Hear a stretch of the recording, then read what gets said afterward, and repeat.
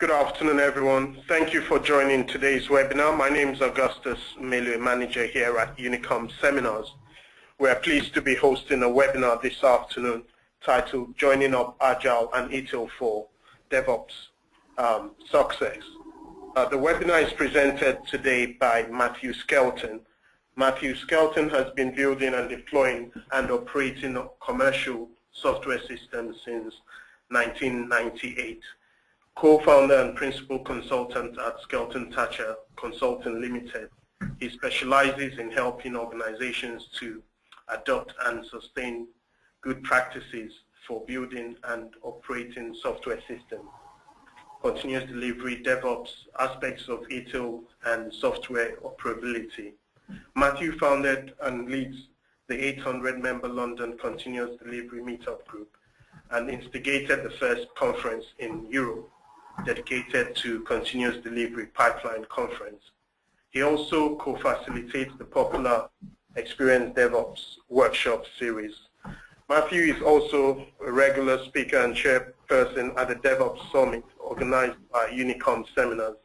He'll be speaking at this autumn's event titled DevOps, Doing DevOps Right, which takes place in London 20th of November. At this point, I'd like to hand over to Matthew. There will be opportunities for questions and answers at the end of his presentation. We hope you enjoyed the webinar and we welcome your feedback also. Over to you, Matthew. Thanks very much, Gus. Thanks to everyone for joining us today. So today we're going to look at how we can join together Agile and ITIL, drawing on some of the lessons from DevOps. In particular, we'll see how Agile and Scrum align with ITIL. We'll look at the importance of focusing on feedback as part of our development and operations practices. And we'll also look in some detail at some practical steps that can help us to bring Agile and ITIL together. First, just a very brief overview of Skelton Thatcher and what we do, because this will give you some context for the material later in the presentation. We're at a position in the software industry where cloud or programmable dynamic infrastructure is substantially changing the way that we must design, deliver, and operate our software systems. It's no longer acceptable to use the same patterns and practices which worked fine for desktop software or which worked fine for the early versions of web-based systems. We need to adopt some very different practices.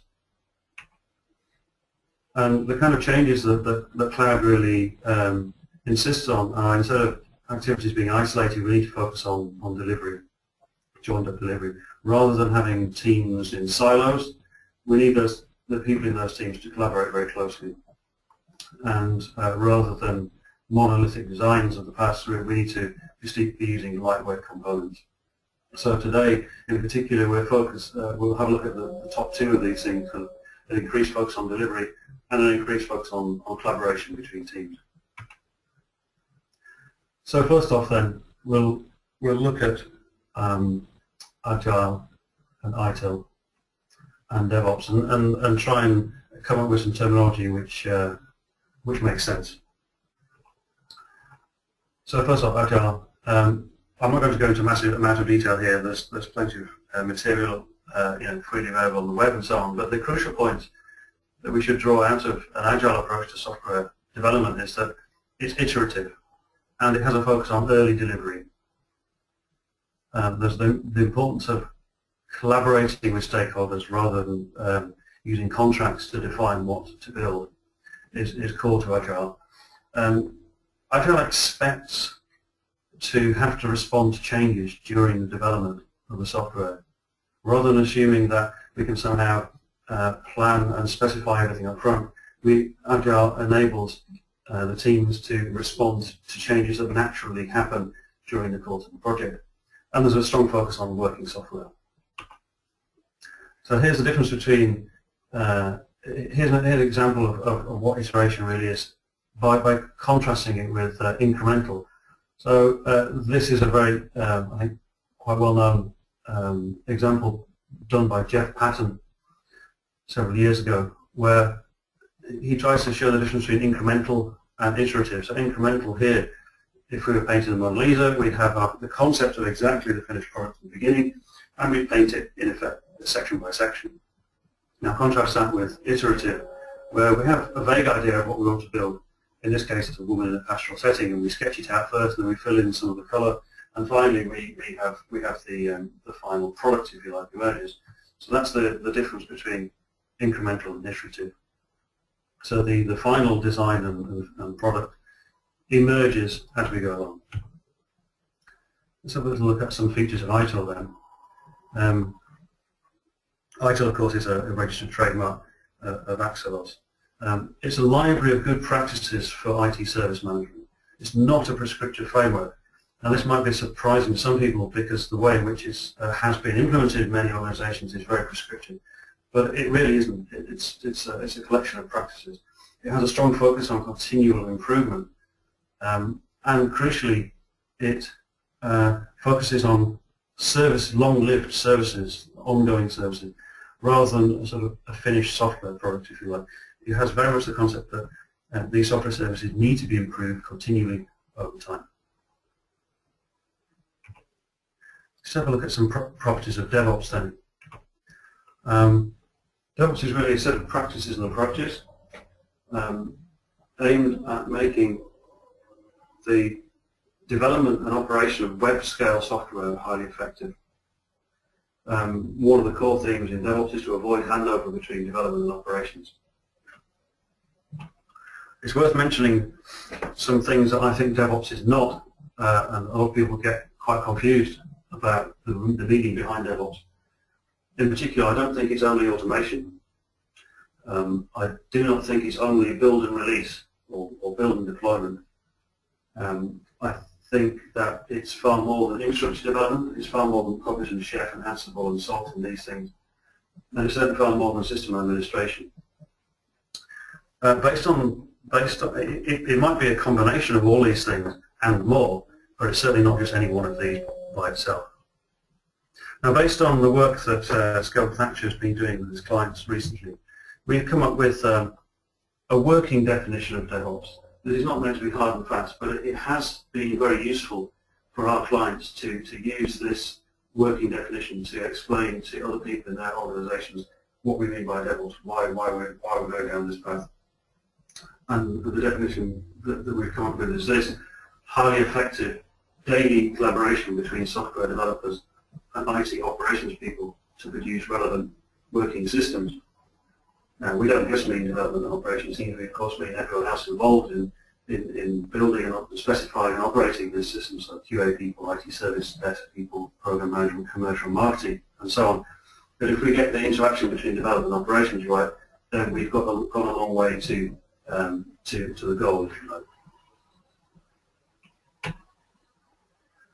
So just in summary of this section, ITIL, ITIL and DevOps, they all have a shared focus on working software.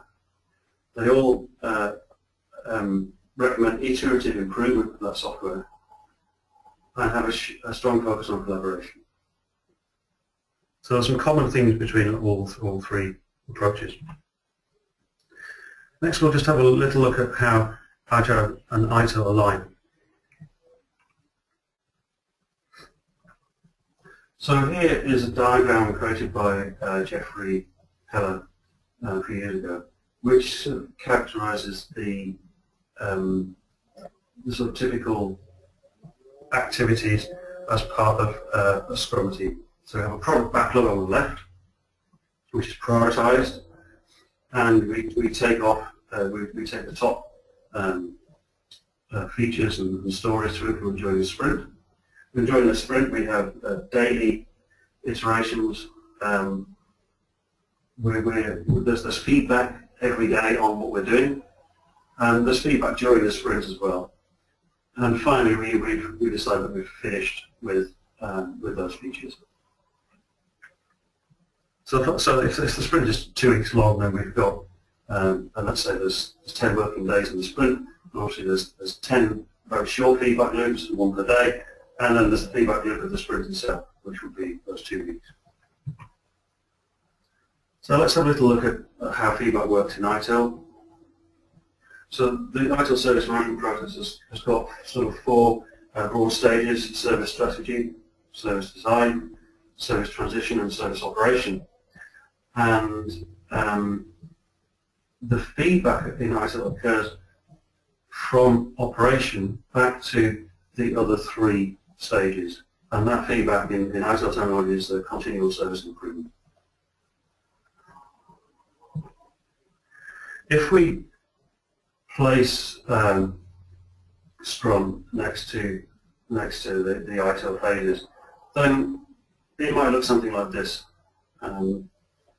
The design and transition part is usually where many organizations map their agile software development to.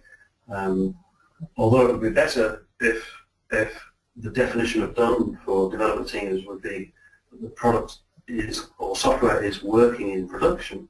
Unfortunately, many teams still at the moment see their definition of done as having passed their QA testing, and so then they hand it over to the operations team for deployment, and that's a whole separate webinar, a whole separate story. But I think that's representative of where many organizations are at the moment, is that the sort of agile development straddles the sort of design and transition phases of ITIL. Perhaps doesn't speak so much to the strategy of the product, and in many places, unfortunately, it doesn't speak very much to the operation of the product. So let's have a look at how feedback is important. Here's the archetypal cybernetics feedback diagram. The input is a specification of what we want. Then we have some operation of A, which takes that specification and produces something which may or may not match the specification. So it's output. What we do is we take feedback from what we've produced and compare it to the specification as the input, and go around the cycle again. So this is used in systems engineering and cybernetics and so on. This is the classic model for improving and controlling systems. Here's a sort of a version of that diagram that was popularized by Deming in the 1960s, called Plan, Do, Check, Act, where we iterate around this loop continually. So let's say we start a plan, we plan to do something, we then go and do it, we check what we've done, whether that matches the plan, and then we act on the output of that in order to perhaps change what we planned or to improve something in our specification and so on. Here's a diagram again that we saw a few moments ago that maps Agile onto ITIL, certainly for many organizations. So let's just have a little look at where the Plan, Do, Check, Act cycle might fit into Agile and ITIL. And it doesn't map exactly, but we can certainly see that service strategy and service design parts of ITIL are relating to planning part. There's an aspect of design which actually is building the service as well. And as we're moving into service transition, we're still changing how the software works, we're still doing things. Once the software is in operation, however, the crucial thing we want to do is to check that it's working effectively. And having done that check, we act on the check by feeding back to service transition. There's a very tight feedback loop. Feeding back to service design is a slightly longer feedback loop, and feeding back to service strategy is an even longer loop. If we then if we have the communication in place between these ITIL stages and our Agile process, particularly at design and transition, then we're able to bring back that feedback, crucial feedback from service operation, back into our Agile processes and make changes to our backlogs, prioritization, and that kind of thing. Let's have a little look at some ways in which feedback's been used by people, thinkers involved in DevOps, and it'll become clear why I've jumped to this slide these diagrams in a few moments. We'll bring them together. Gene Kim, who is one of the leading people involved in DevOps at the moment, he's characterized 3 different ways of DevOps thinking. The first is what he calls using systems thinking. So we're looking at the entire end-to-end flow and requirements, all the way from business all the way to the customer. The second feedback process that Gene Kim characterizes is this amplification of feedback loops, where we take information from the software operating in production and bring that back into development so we can learn from what's happening. And the third, what he calls the third way, the third aspect of feedback within DevOps is building this culture of continual experimentation and learning, where all the time during the development and operation and design of the software, there's iteration and feedback and learning all the way through between development and operations. So if we put this together with the Agile and ITIL diagrams that we've seen before, we can see that there's quite some similarity between Gene Kim's third way of DevOps with the continuous improvement and with the continuous service improvement from ITIL. There's a huge amount of shared in philosophy and vision between them, and ultimately we end up in a very similar place if we make sure that there's sufficient feedback that's fast enough from these different parts of the development and operation process.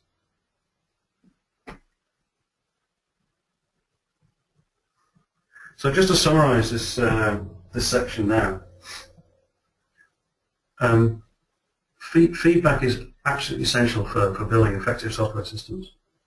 Traditionally, Agile has sort of focused on feedback during the development process itself, during the sprints or during the iterations.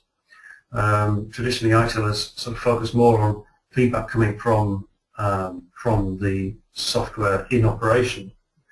DevOps has sort of brought those two together by identifying that we need to have continual feedback during development and operation between everyone involved.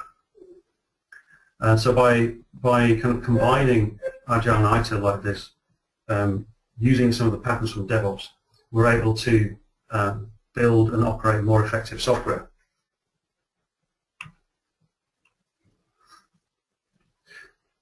So now we'll have a look at some practical steps for bringing together Agile and ITIL.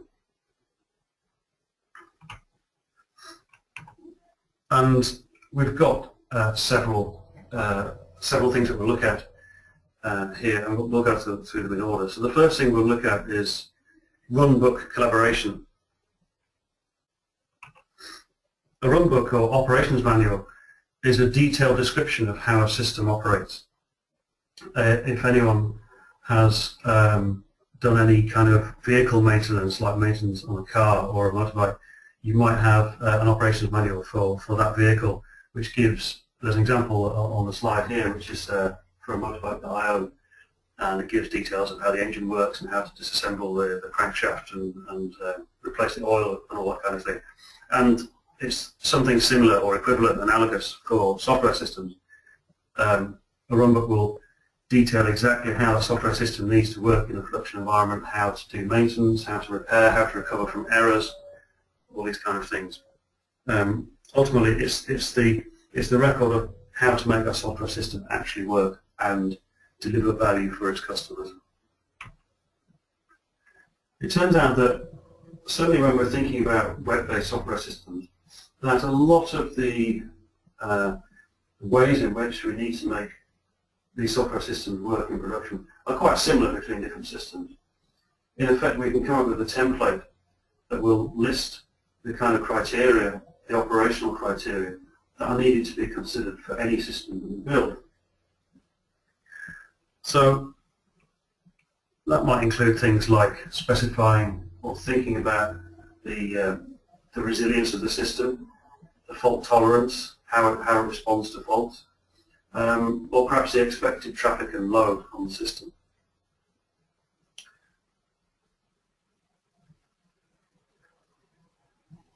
The aspect of robot collaboration that helps to bring Agile and ITIL together is that if we make the dev team, the software development team, responsible for the first draft of the runbook, some interesting things occur. We'll probably get a developer who says, but I know nothing about production, and that's quite understandable because they're focused on development. So in order to be able to fill in these kind of details, the development team then is strongly encouraged to go and speak to operations people to try and find out details about high availability, about typical load on the system, and these kind of things. So we set up a framework in which we can, which encourages collaboration between the development team and the operations team. The crucial thing here is that the runbook collaboration is not about documentation. It's not about creating a big long document that will unfortunately go out of date very quickly. Runbook collaboration is a means to an end. The focus is on building trust and understanding between development and operations teams. And in fact, I recommend that that organizations throw away the runbook when it's complete, because if you rely on some paper documentation, that's probably setting yourself up for failure. Ideally, you automate more and more of the operational checks over time. The thing about runbook collaboration then is it's a way to set up some dialogue and discourse between development operations. There's some more information on runbook collaboration if you head to runbookcollab.info. The link is in the bottom of the slide there. Next, we'll look at we'll look very briefly about ways in which we can choose tools to encourage collaboration. So if we think briefly about version control, so version or Mercurial or Git, most of us would initially think of those kind of technologies as being for storing software, software configuration management, for being able to track changes, perhaps being able to deploy from them, this kind of thing. And that's all true, but there's another way to see version control systems, and that's as a collaboration tool. So in this case here, we have a browser-based view onto a Git repository. As it happens, it's in GitHub, and we can see a diff, a visual diff in the browser there. You can see the difference between the previous version and the latest version. And what this enables is, if we have two people who need to be involved in a decision about a deployment, let's say it's a developer who's very familiar with Git, and let's say it's an operations person who's perhaps less familiar and hasn't really used it and certainly is not comfortable with the command line, and suddenly by using a browser-based version, we're able to put those two people together, have them collaborate, have them see what the nature of the change is, and suddenly the operations person is empowered then to make a decision which says, yes, I'm happy for this new version to be deployed. And suddenly you've rather than setting up a kind of handover, you're able to collaborate at the same desk and keyboard, whether physically or virtually via some screen sharing. But seeing version control as, or seeing the benefits of the collaboration aspects of version control like this can make for a very powerful way of bringing together development operations. Here's a deployment pipeline. The way in which I think many organizations, or most organizations, would think of a deployment pipeline is to automate the progress and testing of software through different environments. And that's absolutely true. That's exactly the main reason for a deployment pipeline. However, we can also see the benefits of for collaboration and sort of broadcast of information from using a deployment pipeline. So on the left-hand side, we can see who modified the code, In the grey box in the middle of the screen we can see a ticket number which relates to the code that was committed, and on towards the top right we can see that a particular version of the software has failed some tests. We can see that another version underneath it, version 5124, is ready for deployment. And by making sure that the way in which we present our deployment pipeline gives a lot of information to a lot of people, it ends up being a kind of collaboration tool. We're using the same interface, we're looking at the software in the same way between different teams. That in itself, in my experience, is a massive enabler for collaboration between people on the development side, people on the operations side. It allows us to track who's done what, so we have an audit trail. It allows us to gain confidence in automating things bit by bit, because we don't have to do full automation all at once. We can just capture it in the deployment pipeline, visualize it, even if there's a stage which is initially manual. It allows us to capture that, get familiar with it, and then automate it when we're ready. And here's a final tool example. This is a screenshot from Kibana, which is often used together with Logstash and Elasticsearch for log aggregation. And it turns out that if we use a log aggregation package that we can deploy into every environment, and including onto developers' laptops, then what I've certainly seen is that it becomes easier for a developer to use this, for example, Kibana here, on their own machine to diagnose what's going on as they're doing developing. It becomes easier for them to use that than to use some more traditional debugging tools. Then you're in a situation where people in development are using the same tool for understanding what's happening with their software as the people in production, because we've got the same software looking at production as well. So that enables the developer and operations person to sit down at the same keyboard, use the same tool to understand what's happening with the software in any environment, whether it's on a developer's machine, whether it's in a quality environment, or whether it's in a live production environment. And suddenly, because you've chosen a tool which precisely enables people to sit down and use it together, you're not worried about license costs, for example. So in this case, if you had a log aggregation tool which was so expensive that it could only be used in production, I think that would be a bad choice. Far better to use a log aggregation tool which, where the license cost was either zero or very small, which allowed you to have as many copies as you like throughout the organization. Suddenly you're enabling, you have a huge amount of power in for collaboration between development and operations. And this is a kind of question that we should ask when we're looking at tools. We should say, how does the use of this tool help people to collaborate? And by collaborating, I actually mean the literal meaning of that word, working together, not just talking over Messenger, but actually sitting at the same desk, using the same keyboard and screen, or virtually using screen sharing. There's some more information, and in fact there's a longer talk that I gave recently called How to Choose Tools for DevOps and Continuous Delivery. The link is in the slides there.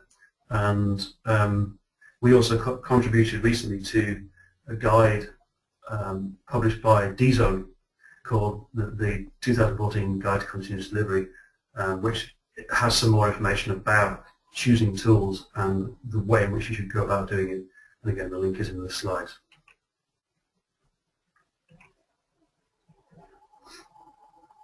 So the next practical step that we can take to bring Agile and ITIL together is to test early operational readiness.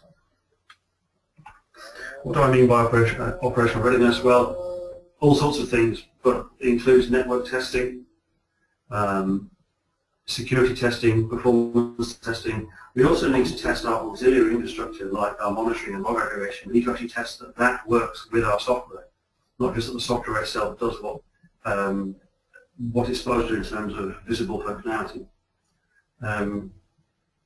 There's more detail on operational readiness at softwareoperability.com. We'll have a look at a couple more of these items here now. So network testing involves being able to simulate real-world network problems, things like links going down, high latency, increased jitter, these kind of things. And these aspects of networks are all real. They all happen, particularly with the kind of systems we're building these days, which are increasingly distributed, and we increasingly rely on third parties for services. It's incredibly important that we understand how our software works in the real world, if you like, when it's actually deployed and working against these real services, which can disappear, which can go up and down, whose IP addresses can change, all sorts of conditions like this. There's two products, or sets of products which enable this that we're familiar with. One is from a company called ITIL, they're based in the UK, and they've been making network emulators for quite some time. In particular, what's nice about their products is that it allows us to script the setup of the emulators and to run a lot of automated tests. So we can actually do that stuff in a deployment pipeline. There's also a piece of software called Saboteur, which is quite specific. Its specific focus is to simulate network faults, and it's available open source on GitHub. We can also test for security concerns as well as part of a deployment pipeline. There's one example here called Gauntlet, Gauntlet spelled G-A-U-N-T-L-T, gauntlet.org, and it uses a very simple language to describe a security check. In fact, they've written security checks for things like Heartbleed, which allows you to test your application for susceptibility to things like Heartbleed from within the deployment pipeline. So it's super, it's simple but powerful. The other aspect, I mentioned deployment pipeline before, but if we're doing operational testing early, then we should make that super visible and very clear to people what's happening, so that, for example, if we're doing network testing and security testing early on in the pipeline, we're giving people closer to operations a greater degree of confidence that that things like the operational aspects have been considered already. The next thing we can do to bring Agile and ITIL together is to have a single product backlog. It's very common, unfortunately, for so-called functional requirements to be split from so-called non-functional requirements, and for the functional requirements to be prioritized much higher than the non-functional requirements. Ultimately, this leads to software which doesn't work very well in production, which is hard to operate, which is also hard to change because it has a high degree of bugs and a large number of workarounds. Part of the way to get towards a single product backlog is to stop talking about this distinction between functional and non-functional requirements. We should just use the word operational features alongside words like user visible features. So because operational aspects of a system are still features of the software, they still affect how the end user interacts with it. If the software is slow, for example, or software has security holes, that still affects how the user perceives and interacts with the software. To make a distinction between functional and non-functional is both unhelpful and sort of logically incorrect, really. It hurts the software that we're developing if we make that distinction. So instead, we should have a single backlog which has sort of end user visible features and operational features together, and prioritized by a single product owner who understands the need to address operational aspects as well as features that can be seen by the end user. Finally then, a couple more thoughts on ways we can bring Agile and ITIL together. If we keep changes small, they're easier to understand by human beings. There's also some sound mathematics behind keeping changes small, but we won't go into that today. People tend to be fearful of large changes, and it turns out that from a neuropsychological point of view, fear actually prevents clear thinking,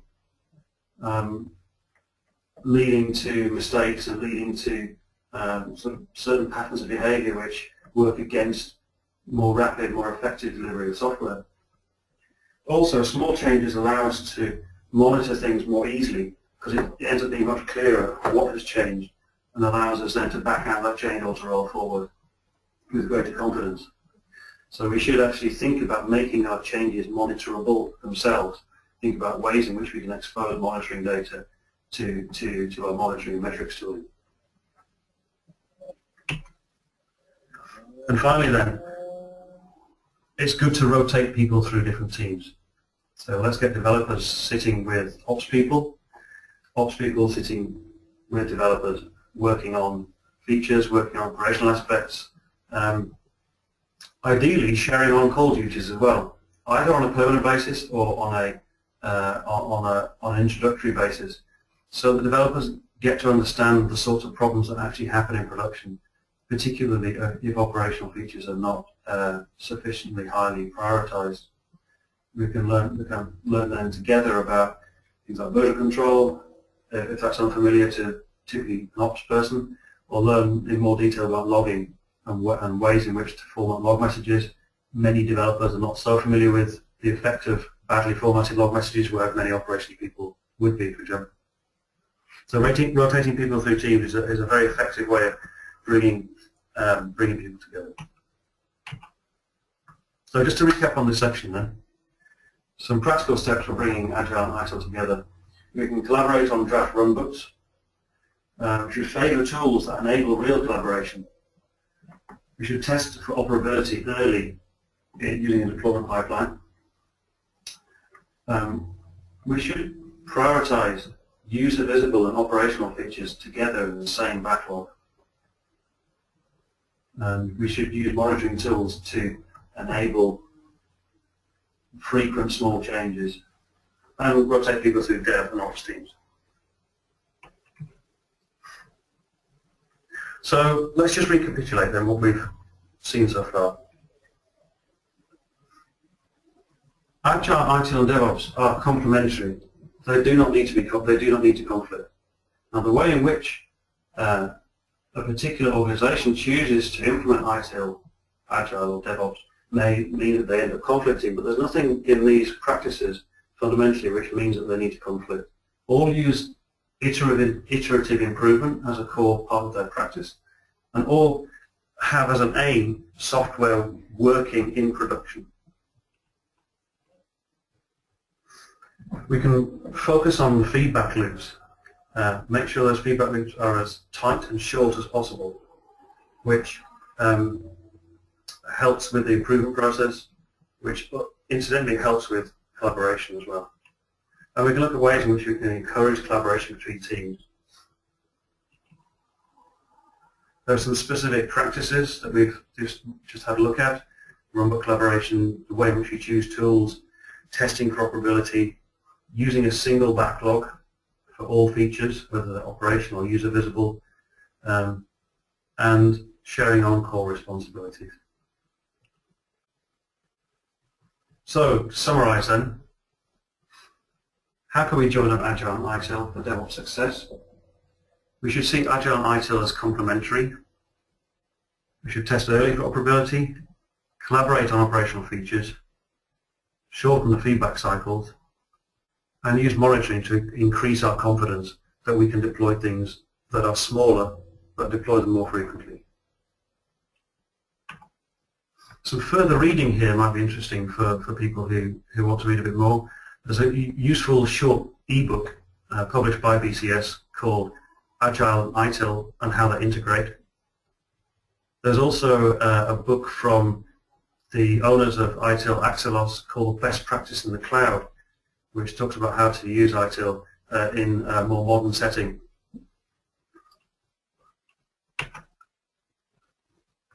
There's also a book, I'm a co-author on a book called Build Quality In, which is a collection of continuous delivery and DevOps experience reports. The forwards are written by David Farley and Patrick Dubois. And the reason why this is interesting for people on the webinar is that these are stories that collected from around the world. 20 different people are writing about their experience of working within organizations. In fact, we've got one contribution from one person who works in a very large bank in the Netherlands, and they had a very strong ITIL process in place, but they've successfully integrated that with Agile, and they now have made significant progress towards a DevOps approach to delivering their software systems. So if you're interested, follow the links, and there is a discount for attendees on this webinar. Finally then, just to mention a half-day seminar run by Skelton Thatcher called Effective DevOps for Leaders. We have seminars upcoming in London and Leeds, and if you use the promotion code UNICOM, you'll get a 10% discount if you head to effectivedevops.com. And that is all I've got to say. Are there any questions from attendees?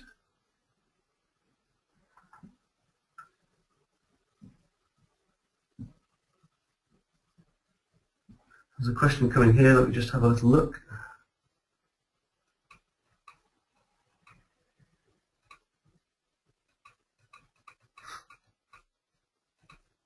We've got a question here that says how DevOps will map with service strategy and service design. I think if we go back, let's just go back a few slides. We'll go back up here where we've got the diagrams that relate this one here. So if we see that we've got service strategy and service design at the left-hand side here,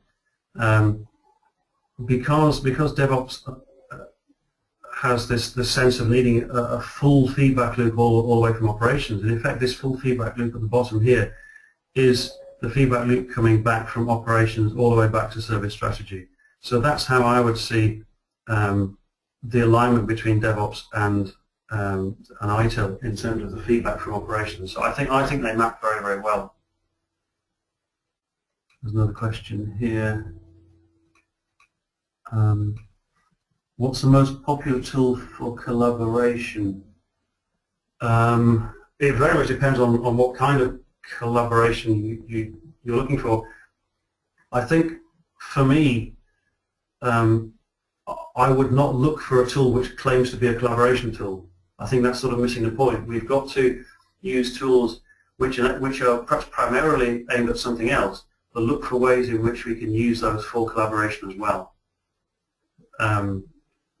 So that as we're going about our normal activities, building and operating the software, we're taking as much advantage as possible of opportunities for collaboration, rather than using a specialist tool.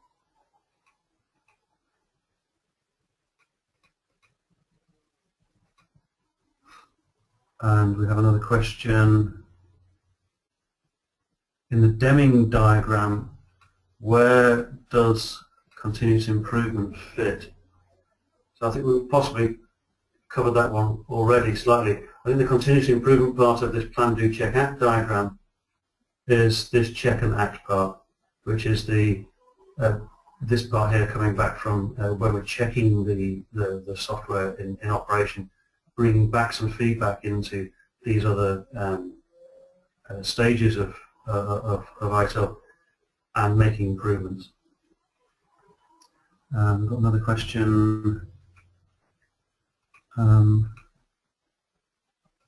I really like the look of the deployment tool. What was it called? And it's an extension of Git.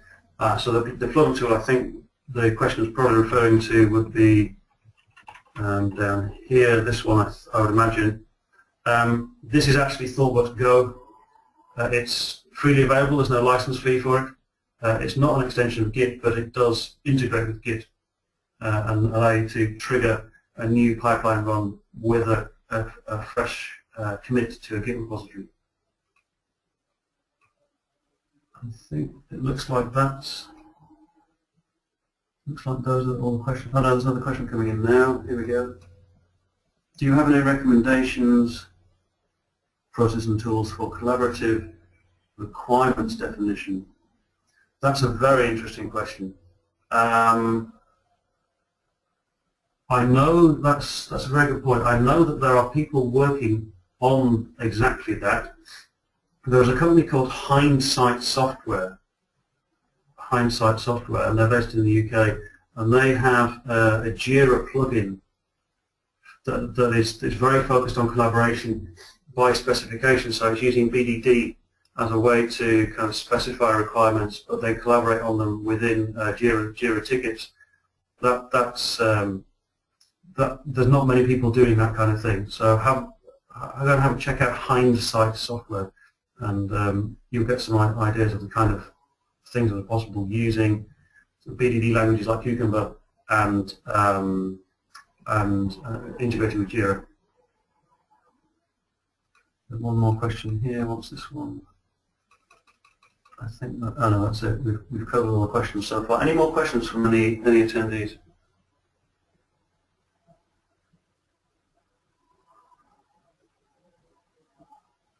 There's one more coming in, one more question, which is, the role of QA does not seem clear in the diagram. Now, that's true. Let's go back to the diagram I think that you're referring to, this one here. You're absolutely right. We've not called out QA in there separately. And that's partly to keep things simple. We'd expect the activities involved with QA to take place during the design and transition phase, mostly here. So we sort of see it as QA sitting sort of between dev and operations. Any more questions? I think we're probably about to run out of time. Possibly got a chance for one more question.